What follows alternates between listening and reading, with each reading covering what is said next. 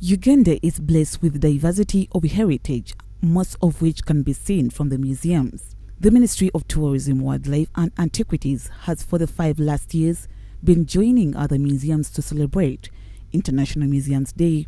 This year's celebrations are being conducted under the international theme, Museums for Education and Research, which aims at emphasizing sustainable development goals and quality education, among others. Eastern Uganda that include the Nyero rock painting, where the ministry has developed a site, Museum Interpretation Center, the Soroti Regional Museum that will be showing the past of the region under the theme, Reconnecting the Past, will be opened officially to the public.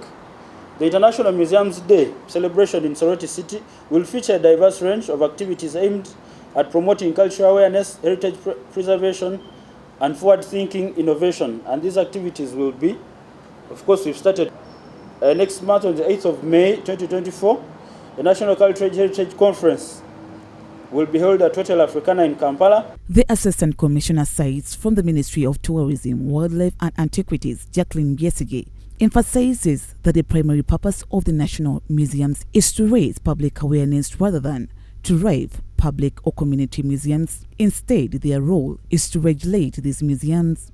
Basically clarifies the role of museums or national museum, which include the regional museums, then where private and community come in.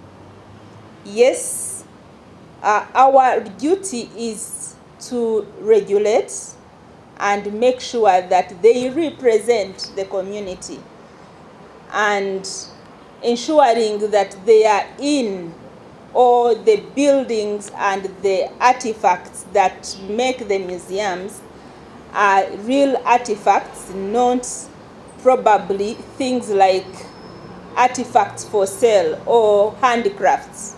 Jacqueline further explained the delay of opening the Kasuri tombs, which was supposed to be done last year. She says that the government is working with the Uganda Kingdom to see this off. Yes, most of you are aware that the state party is responsible to UNESCO.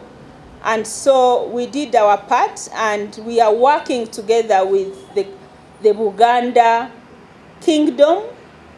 And so we cannot open before Uganda Kingdom is ready, because you know this is a cultural institution and a culture site whereby some rituals must be performed. Additionally, Minister Mogara says that the government's intention is not solely on the museums and the culture sites, but also on the increase in the number of visitors to the centers. There must be some deliberate effort that is happening to see these numbers grow. And she has told you, because before COVID, which was the highest number of visitations that the museum had gotten, and the other cultural sites were around 55,000 visitors.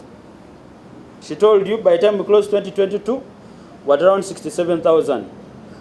We doubled in the year 2023 to around 130,000. So why do you think that doubling is happening? Because definitely there is marketing, and want to thank the Ugandans and the foreigners who are increasingly visiting these sites. And of course there's been some investment from government in developing and putting a number of these sites to standard. And like she told you, we'll be adding the Moroto Museum.